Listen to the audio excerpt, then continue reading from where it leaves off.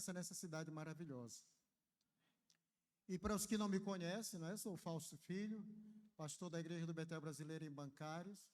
Sou pastor há 30 anos da Igreja Betelina. Começamos em 1992 e de lá para cá não paramos mais. Já pastoreei 3 igrejas. Comecei ali em Mangabeira, 3 anos, em Alto do Mateus, 18 anos, e agora estou em Bancários há 7 anos e 7 meses, né? E eu posso dizer, como disse Samuel, até aqui me ajudou ao Senhor, né? Estou casado há 40 anos com a mesma mulher, dê glória a Deus aí, aleluia. É isso aí, irmão. E ainda estamos na lua de mel. 40 anos. É uma perseverança, não é meu, pastor? Me casei bem cedinho, 21 anos de idade. E, graças a Deus, estamos com essa idade toda, né? Eu quero convidar os irmãos para abrirem suas Bíblias. Em 2 Timóteo, é o nosso texto, né? 2 Timóteo. Capítulo 1.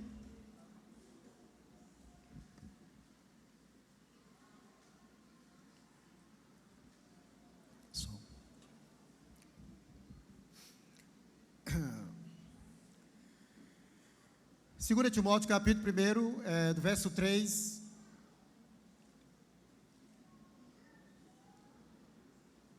Do verso 3 em diante. Nós vamos ler para os irmãos.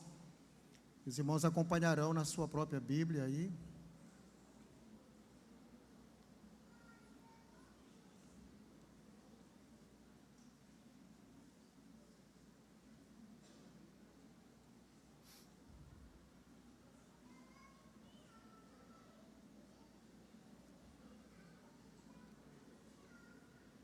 Muito bem, vou ler a palavra.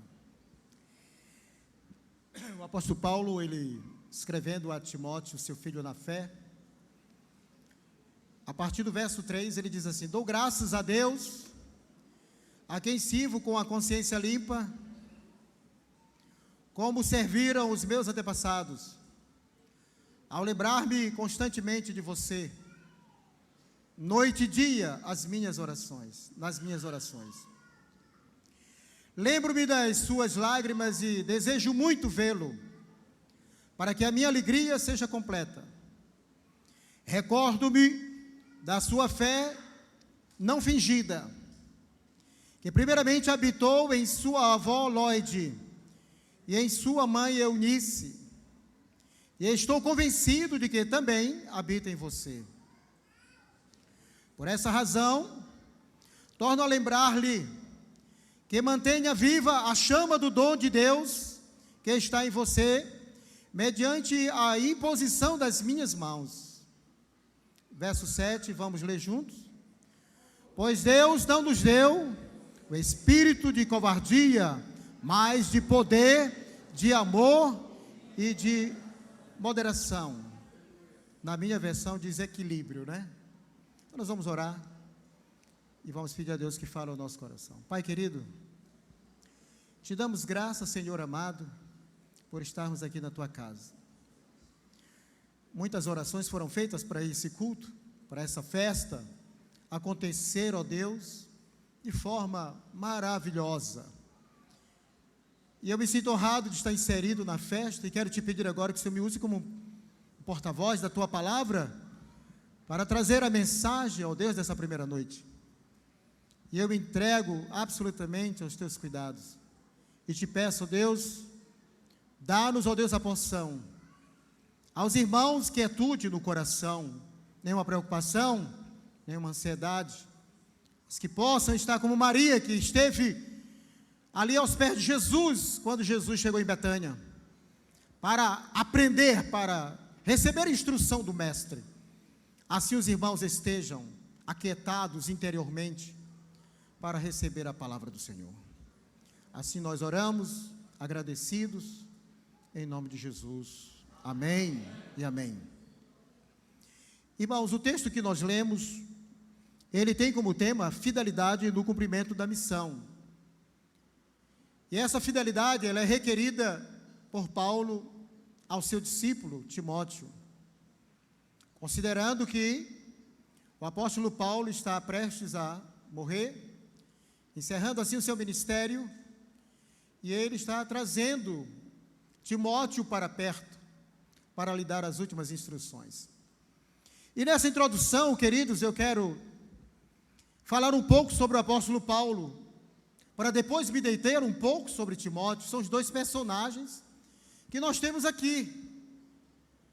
Essa segunda carta de Paulo a Timóteo, ela é Paulo e Timóteo. É Paulo em Roma, na calçada da morte, e Timóteo lá na Ásia Menor, provavelmente em Éfeso. Os dois estão distantes, mas essa carta é uma ponte que vai mediar o encontro, a chegada de Timóteo para receber as instruções, as últimas instruções do apóstolo Paulo para o ministério de Timóteo.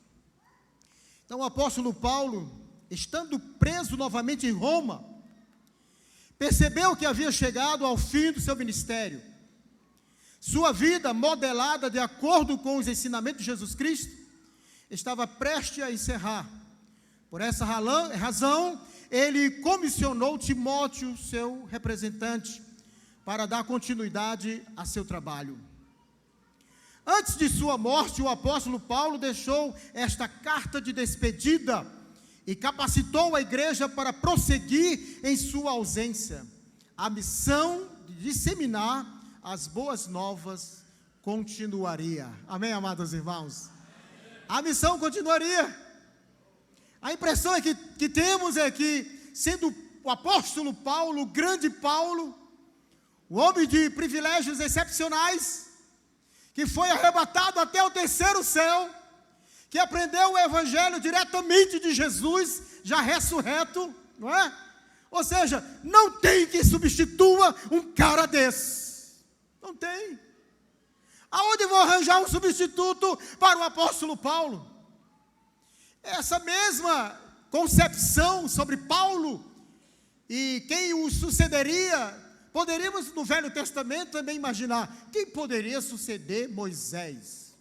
O grande Moisés, que quando provocado pelos seus irmãos, foi então levado para a tenda da congregação, e Deus perguntou para eles, quem é como Moisés? Que fala comigo cara a cara. Quem é como Moisés? Que é perfeito em toda a minha casa. Amados irmãos, quem vai substituir Moisés? Esse grande homem. Quem vai substituir o apóstolo Paulo? Amados irmãos, então, às vezes nós não queremos encontrar um substituto para pessoas como essas, excepcionais, notáveis, homens que foram usados e ousados, né, nas mãos de Deus, brilharam e desenvolveram um profícuo ministério e uma eficácia comprovada desse ministério debaixo da dependência total de Deus. Agora, meus amados irmãos, depois da conversão de Paulo, ainda falando sobre Paulo, seu trabalho como apóstolo, né, apóstolo ao mundo, se estendeu de Jerusalém a leste, até a Itália a oeste, e abrangeu um período considerável na Ásia Menor, especialmente em Éfeso, ou seja, ele demorou um pouco na Ásia Menor.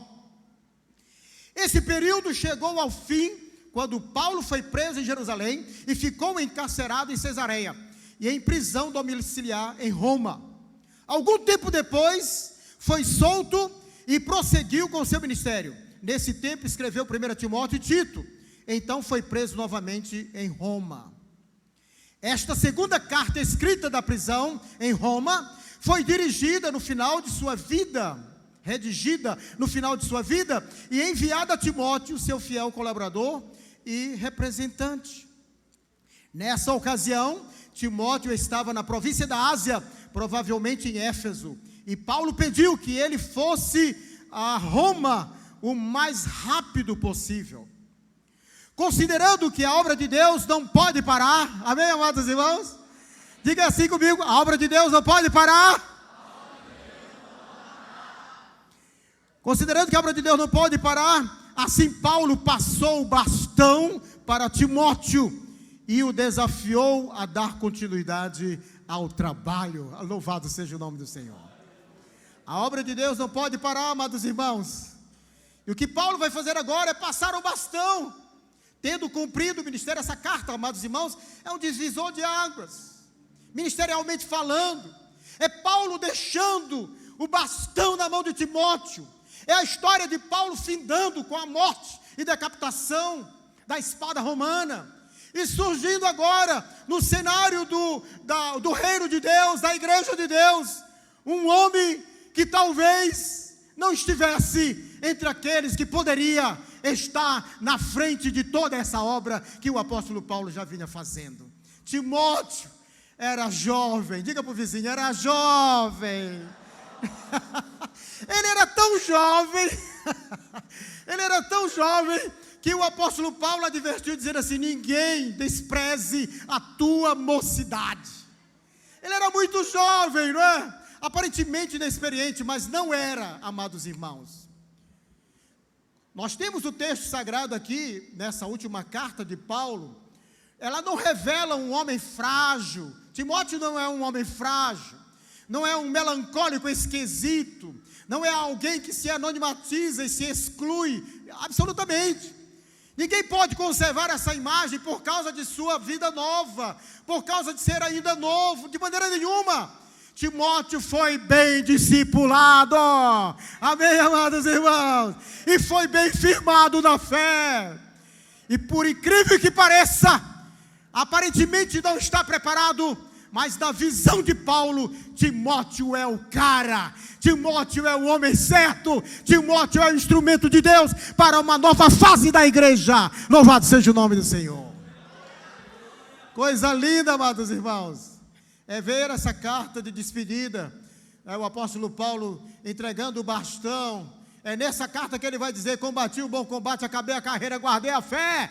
Desde agora, ele fala de que a sua vida está sendo oferecida como libação. Paulo estava com o cheiro da morte, ou seja, em breves dias Paulo estaria sendo decapitado, encerrando o seu ministério, e a obra não podia parar. E ele então buscou aquele que ele considerou o melhor de seus discípulos para lhe passar o cajado, e ele passou esse cajado para Timóteo. Aleluia, louvado seja o nome do Senhor. O texto que nós lemos, irmãos, no início da mensagem, 2 Timóteo, capítulo 1, do versículo, e nós lemos do 3, do 3 a 7, trata sobre um apelo à fidelidade. O apóstolo Paulo está trazendo Timóteo a essa fidelidade, ao evangelho, às boas novas, à obra. E Timóteo, ele vai ser um superintendente de igreja. Timóteo não tem aquela característica pastoral de ficar numa igreja permanentemente, embora tenha servido na Ásia Menor, lá em Éfeso. Não, amados irmãos, a proposta de Deus é uma proposta semelhante à de Paulo. Ele vai ser agora um apóstolo, um secretário, um superintendente eclesiástico, um homem que vai visitar os campos, como Paulo fazia, que vai edificar os campos, que vai acompanhar os obreiros.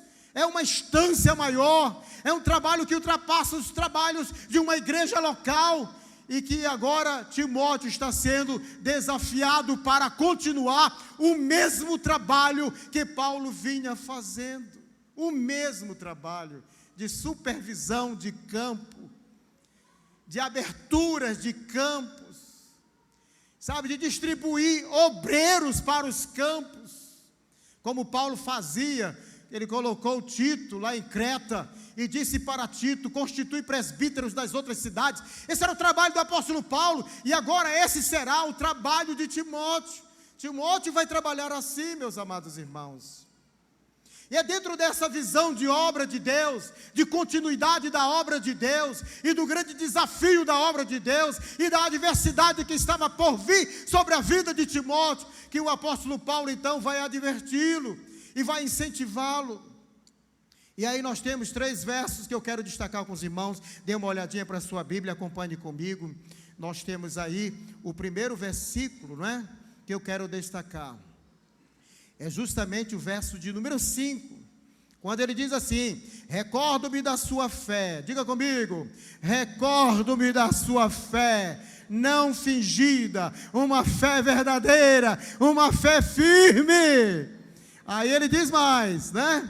Eu recordo-me, versículo 5, recordo-me da sua fé não fingida, que primeiro habitou em sua avó Lóide, e depois em sua mãe Eunice, e estou convencido de que também habita em você. Não é? Nessa versão traduz dessa forma. E o destaque que eu quero dar aqui, amados irmãos, é justamente nessa parte que ele diz assim: sei que sua fé continua firme. Repeta essa parte comigo. Sei que sua fé continua firme. Aleluia! O que Paulo está dando aqui, irmãos, a entender é que esse obreiro aqui, ele tem estabilidade na sua fé.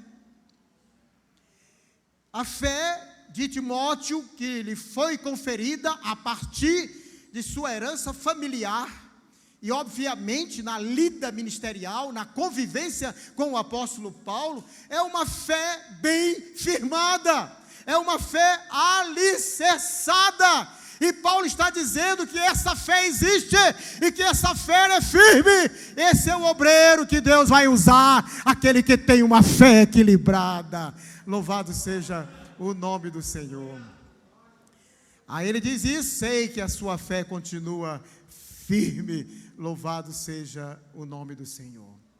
Amados irmãos, para exercer o lugar do apóstolo Paulo, o trabalho de Paulo, se fazia necessário essa fé equilibrada, essa fé bem firmada, essa fé bem trabalhada, que nós vemos aqui sendo mencionada por Paulo.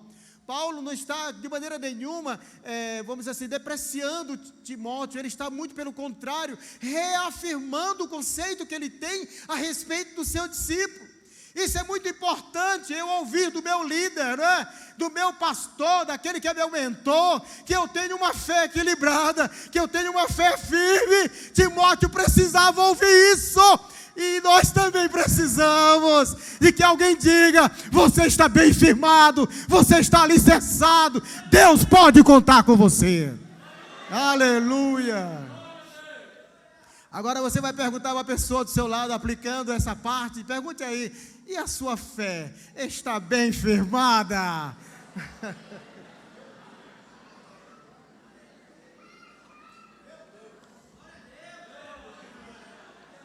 Sua fé está bem firmada?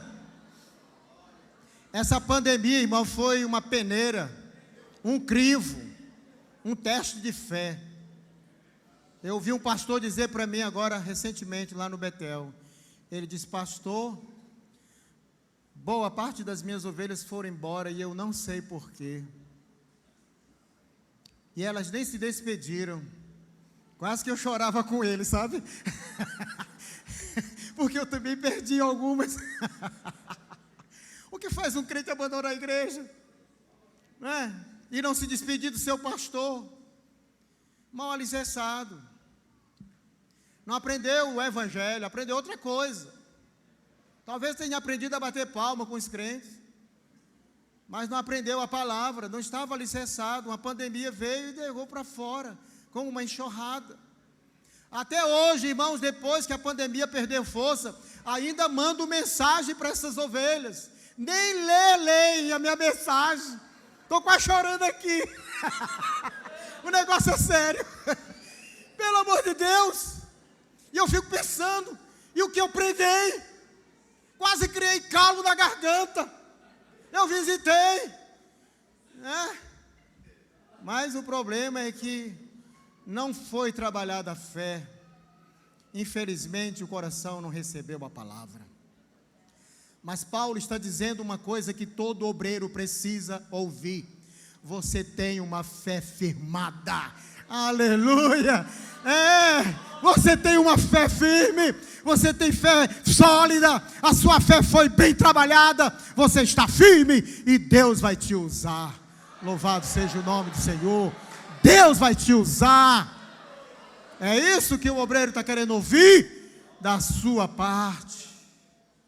Timóteo não está criticando, Timóteo não está desabafando os fracassos de Timóteo. Aliás, Paulo não está criticando e nem está expondo as fraquezas de Timóteo. Não, muito pelo contrário, ele está atestando, não é, a verdadeira fé em Timóteo. Ele está dizendo: você tem a fé cristã, e a sua fé é bem firmada. A sua fé é igual à da sua mãe e da sua avó, a herança espiritual que ele recebeu. Que coisa linda, amados irmãos. A estabilidade da fé de Timóteo é algo a ser copiado. E aí o apóstolo Paulo fala isso: sei que sua fé continua firme. Amados irmãos, agora no versículo 6, eu quero que os irmãos me acompanhem também na leitura. E no verso 6 diz assim: por essa razão, torno a lembrar-lhe que mantenha viva a chama do dom de Deus que está em você, mediante a imposição das minhas mãos. Então nesse versículo 7, o grande destaque é que Paulo está dizendo: olha, pois Deus aviva a chama do dom que Deus lhe deu. Paulo vai trabalhar agora uma dimensão ministerial na vida de Timóteo. Primeiro ele trabalhou a fé bem firmada, e agora o apóstolo Paulo vai trabalhar a imposição de mãos, o dom que Timóteo recebeu com a imposição de suas mãos. Foi Paulo quem pôs as mãos, da ideia aqui de uma consagração, de uma declaração pública de um dom recebido, que não deixa de não ser sobrenatural e espiritual. Então Paulo vai fazer menção disso. Essa é uma lembrança boa, saudável. Paulo está dizendo para Timóteo, eu quero parafrasear, de que Deus lhe deu um dom. Amém, amados irmãos? Que Deus lhe deu um dom, e que esse dom não morre, que esse dom está em Timóteo. E o que o apóstolo Paulo está dizendo é apenas que ele deve despertar esse dom, avivar essa chama, e não deixar que ela morra. Aleluia. Eu quero aqui dizer para os irmãos que da minha leitura, eu não consigo ver Paulo dizendo: Timóteo, eu vou ter que abanar esse dom porque está apagado. Não se trata de uma crise espiritual, nem de uma fraqueza ou impotência para a realização da obra. Não! Timóteo é um cara cheio do Espírito. Timóteo é vivo, é um homem que está avivado. E Paulo está dizendo para ele, eu poderia dizer assim: olha, continua do jeito que você está, mantenha essa chama viva no seu coração. É isso, amados irmãos. Muitas das vezes, quando a gente lê em algumas versões, diz assim: desperta o dom que há em ti, né? Dá a impressão de que Timóteo foi negligente, de que Timóteo não despertou ou negligenciou, e que agora está frio, e que ele precisa ser reaquecido. Amados irmãos, eu vejo um Timóteo equilibrado na fé, que mantém a sua vida espiritual no altar de Deus. É um homem de oração, é um homem comprometido com a palavra, é um homem comprometido com a missão. Ele não é um homem qualquer de negligência, absolutamente, amados irmãos. E eu não vejo Paulo vendo o seu filho no final de sua vida como alguém deficiente para o exercício do ministério. O despertar aqui, amados irmãos, é no sentido de continua assim, preserva-te assim, não deixa que essa chama se apague. Diga para o seu vizinho que está do seu lado: não deixe que essa chama se apague. Aleluia, glória a Deus, glória a Deus. Não deixe que essa chama se apague. A ideia é de continuidade, amados irmãos. Quando a gente dá foco na humanidade, a gente vai ver vulnerabilidade, pecaminosidade. Essas palavras agregadas à nossa vida, elas enfraquecem nossa consciência e nos fragiliza de tal forma a não perceber a fortaleza que Deus criou e estabeleceu dentro de nós. É verdade, amados irmãos, por causa da imagem do pecado que ainda reflete em nossa consciência, nós não temos consciência de que na verdade estamos preparados, de que na verdade estamos prontos para o trabalho, sempre no conflito, sempre numa angústia, sempre numa situação pesarosa. Mas eu quero dizer aqui para os amados irmãos que Paulo não vê isso em Timóteo, e Timóteo é um cara vivo, um cara pronto para o desenvolvimento do ministério. É isso que eu vejo aqui, amados irmãos. Paulo dizendo para ele: aviva a chama do dom de Deus que Deus lhe deu, o dom que Deus lhe deu. Irmãos, o dom que Deus deu, por intermédio da imposição das mãos de Paulo, foi Deus quem deu. Diga amém. O dom que você tem, foi Deus quem deu. Não foi o pastor, não é o apóstolo, né? É Deus, irmãos, o dom vem de Deus. Quando Jesus Cristo foi elevado aos céus, diz a Bíblia que Ele deu dons aos homens. Isso é parte do rito de um rei. Quando gloriosamente, né, se manifesta, lançando pão ou lançando dons. Então Jesus Cristo, quando subiu triunfante, Efésios capítulo 4, versículo 11, fala de que Ele distribuiu dons para a sua igreja. E esse dom está em você, está em mim, está em todos nós aqui, amados irmãos. Não podemos ignorar aquilo que Deus nos deu. Diga para a pessoa que está do seu lado, como Paulo estava dizendo para Timóteo: você tem um dom, Deus te deu um dom, você foi chamado, você tem uma missão, você tem algo para fazer. Não se exclua do plano de Deus, tendo em vista que Deus te chamou para esse plano. Aleluia. Você foi chamado para esse plano. Glória a Deus. Aviva a chama do dom que Deus lhe deu. Vamos para o versículo 7, amados irmãos. Nesse versículo 7 é o último, não é, para a nossa conclusão aqui, na leitura. Paulo diz assim: pois Deus não nos deu espírito, em algumas versões espírito com letra maiúscula, referindo ao Espírito de Deus, de covardia. Deus não nos deu o espírito de covardia, mas de poder, de amor e de equilíbrio, ou moderação, ou domínio próprio. Então, mais uma vez, o apóstolo Paulo vai se referir a algo importante para a missão de Timóteo. Primeiro, Paulo fala de fé. Segundo, ele fala de dom. E agora, ele está falando de quê? Ele está falando do poder do Espírito Santo. Aleluia, glória a Deus. Ele vai falar do poder do Espírito Santo. Os irmãos são sabedores de que a obra de Deus, ela é conduzida pelo Espírito Santo. Verdade ou não é?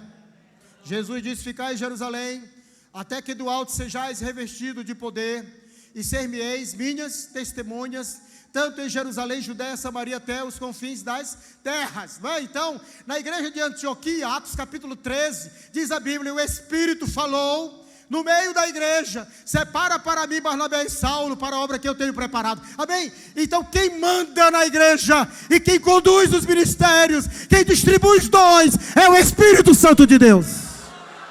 É o Espírito Santo de Deus. Ele é quem confere poder. Ele é quem ajuda você a realizar o propósito de Deus estabelecido no seu coração.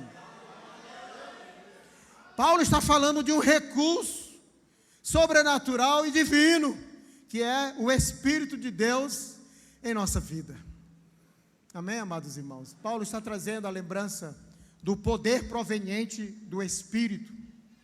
E Paulo está dizendo para Timóteo, não que Timóteo seja covarde, ou tenha sido tímido. Não é isso. Ele só está dizendo que o Espírito de Deus, não é? Ele não tem variedades dessa qualidade. Ou seja, covardia, medo, timidez, isso não é próprio do Espírito que habita em nós, do Espírito de Deus. É isso que ele está dizendo. Mas também está dizendo que proveniente desse Espírito, né, vem o poder, o amor e o equilíbrio. Repete comigo: poder, amor e equilíbrio. São as três coisas que a igreja precisa para realizar a obra de Deus. A igreja precisa de poder do Espírito Santo para realizar a obra, mas também precisa de amor para entender a obra e realizar a obra, e precisa de equilíbrio. Equilíbrio é maturidade cristã, meus amados irmãos. Quando Paulo fala sobre maturidade cristã, escrevendo aos Efésios, no capítulo de número 4, versículo 11 em diante, ele diz que primeiramente Deus elegeu na igreja apóstolos, depois profetas, depois evangelistas, pastores e mestres, tendo em vista o aperfeiçoamento dos santos para o desempenho do ministério, para a edificação do corpo de Cristo, até que todos cheguemos à unidade da fé, do pleno conhecimento do Filho de Deus, à perfeita varonilidade, à medida da estatura de Cristo, para que não sejamos mais meninos inconstantes, levados por todo vento de doutrina. Ou seja, o crente não tem outro destino, não tem outro norte, a não ser amadurecer. Amadurece, meu irmão. Olha, lamentavelmente tem crente que passa a vida toda com a gente, mas não amadurece. Não amadurece. O pastor gasta mais tempo com os crentes do que com os pecadores perdidos, apagando incêndio o tempo todo. É briga de um, é briga de outro, confusão, negligência, gente que chega atrasado, gente que não vem, não dá satisfação. Vocês querem matar o pastor? Ou vocês acham que ele é anjo? Diga bem suave, não seja grosseiro. Diga para o vizinho: amadurece, em nome de Jesus. É verdade. O apóstolo Paulo, escrevendo sobre o amor, capítulo 13, versículo de número 11, ele diz assim: quando eu era menino, eu pensava, agia e discorria como menino, mas quando me tornei um homem, eu acabei com as coisas de menino. Eu acabei com as coisas de menino. Amados irmãos, quem faz essa obra é o Espírito de Deus. Espírito de poder, de amor e de moderação, de equilíbrio. Equilíbrio é maturidade, amados irmãos. É estar bem firmado, é saber andar, é ter os pés nos trilhos, é chegar no propósito estabelecido por Deus, sem recuar, sem olhar para a direita, para a esquerda, sem retroceder, sem olhar para trás, mas avançando para o alvo, pelo prêmio da soberana vocação de Deus em Cristo Jesus, até alcançar aquele ponto final, para poder dizer: combati o bom combate, acabei a carreira, guardei a fé. Aleluia, louvado seja o nome do Senhor. Então, meus amados irmãos, já para finalizarmos, nós vemos aqui o apóstolo Paulo, os seus últimos momentos de respiração humana, pedindo para Timóteo vir rapidamente, para que ele pudesse transbordar em alegria. Se vocês observaram o começo, os versos iniciais, 3, 4, o apóstolo Paulo, ele fala de seu amor para com o seu discípulo. Ele fala carinhosamente, ele fala de oração dioturnamente. Então Paulo, ele é um discipulador de qualidade excepcional, que mesmo preso, ele dava assistência aos seus discípulos, era extremamente cuidadoso, e um apego excessivo, eu até posso dizer, sobre Timóteo, o seu discípulo amado. Então Paulo quer passar o bastão. Paulo sabe que vai morrer, e que agora Timóteo é a pessoa com quem Deus vai contar, e Timóteo precisa compreender o trabalho que fará. E é por isso que Paulo quer que Timóteo venha para perto, para poder ouvir as instruções finais e assumir a liderança da obra apostólica naquelas cidades. Então, meus amados irmãos, eu enumerei muitas lições aqui para destacar, mas vou só ler porque o tempo já me passou. Eu não quero deixar os irmãos sem as lições do texto, e também enumerei bastante lições extraídas desse texto, mas não vou utilizá-las. Mas quero fazer menção das lições, rapidamente, para liberar o púlpito para os irmãos finalizar a festa. Nós temos aqui a primeira lição extraída do texto, só para a gente não deixar passar. A primeira lição extraída do texto é: a eficácia do ministério consiste em ter sucessores. Amém, amados irmãos? Um líder que não tem sucessor não fez o seu trabalho. Quem concorda, diga amém. Ah, meus irmãos, é verdade. E nós temos aqui Paulo, ele tem Tito, ele tem Filemon, ele tem Timóteo, ou seja, escolheu Timóteo para passar o bastão. Eu posso dizer que Paulo, embora tenha uma morte drástica, mas morreu feliz, porque passou a responsabilidade para alguém que poderia dar continuidade à sua obra. Isso você pode levar para a perspectiva familiar, você como pai e seus filhos, a transferência de cajado para os seus filhos, o pastor na igreja, da mesma forma, para a sua liderança. Então, grava aí, a eficácia do ministério consiste em ter sucessores. Timóteo era o sucessor de Paulo. E a igreja deve investir na nova geração, jovens, adolescentes, pré-adolescentes, juniores e crianças. Um grande investimento nessa turma, porque eles vão pegar o bastão lá na frente, quando nós formos levados para a glória eterna, e darão continuidade na igreja até o dia do arrebatamento. Segunda lição do texto: encorajamento é fator determinante para o bom êxito do ministério. Olha, seja um encorajador.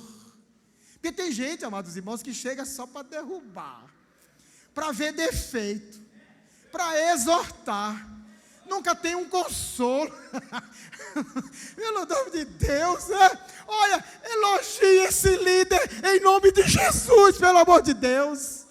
É isso, Paulo é o encorajador. Paulo, o encorajador, é alguém que acredita.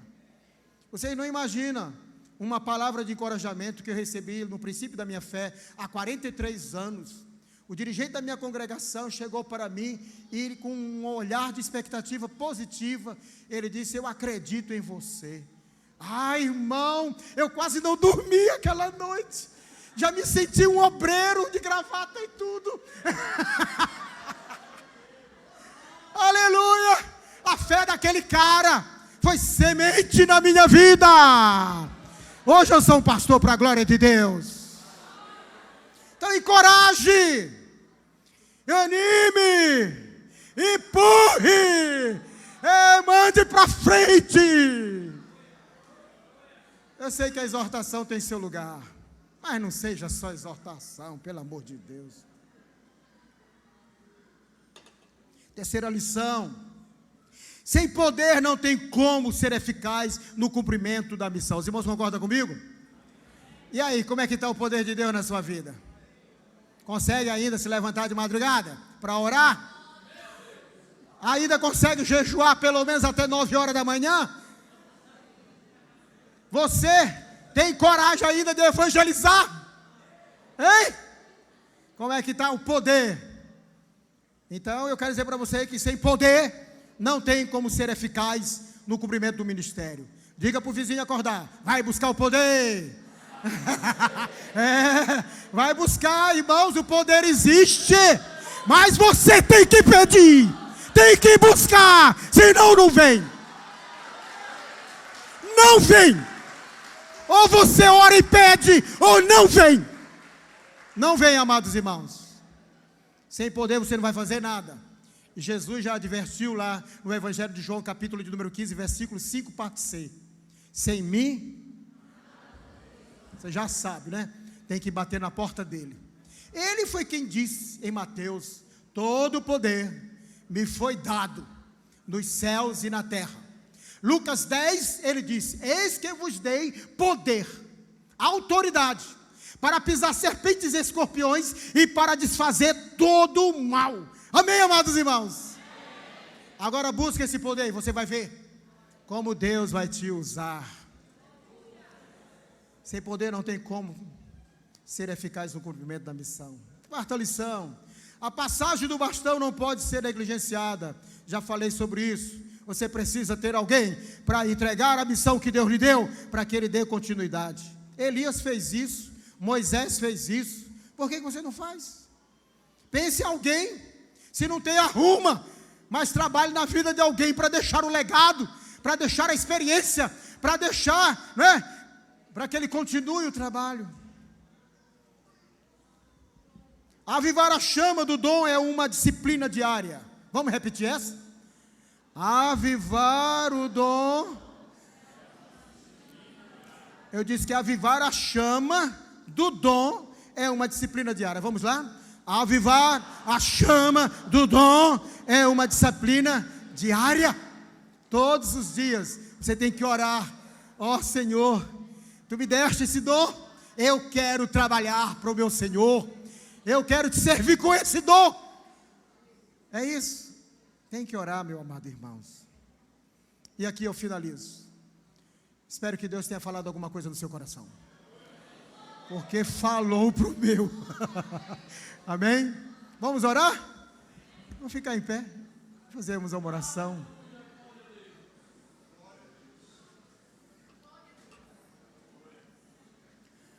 Vamos pedir a Deus que nos ajude a perseverar. A igreja de Corinto, irmãos, a primeira carta é uma carta de correção. Os irmãos estavam totalmente desorbitados. O apóstolo Paulo, no capítulo 3, diz: eu não posso falar a vocês como espirituais, porque vocês são carnais. Paulo também disse: olha, eu vos dei leite, vou ter que dar de novo. Vocês não amadureceram. Até a ceia, eles faziam errado. Olha, quando uma igreja erra na ceia, está ruindo, tá? Transformaram a ceia num bacanal romano. Os irmãos iam para a ceia, bebiam que se embriagavam e comiam como glutões. Saiu de lá dizendo: Pai do Senhor, pastor. Aí imaginou que igreja maluca? Né? Aí Paulo fala sobre o amor, fala sobre dons, fala sobre ressurreição. Mas, capítulo 15, versículo 58, Paulo traz o norte. E ele diz assim: portanto, meus amados irmãos, sede firmes, constantes, superabundantes na obra do Senhor, sabendo que no Senhor a vossa obra não é em vão, não é inútil. Aleluia! Então, meu amado, seja firme, constante, superabundante na obra do Senhor. Eu quero aqui, antes de fazer a minha oração, parabenizar a igreja pela perseverança. Ver aqui o pastor, que passou pelo vale da sombra da morte, e Deus não o quis no céu, diga amém. Eu também já passei pelo vale da sombra da morte. Cheguei até a pensar que Deus ia me levar, mas não levou, porque tem um propósito, Egito. O propósito ainda não terminou. Você tinha que ver isso aqui que está acontecendo hoje aqui. Verdade ou não é? É o fruto do seu trabalho, da sua esposa. Glória a Deus por isso, né? Uma alegria. Então vamos orar.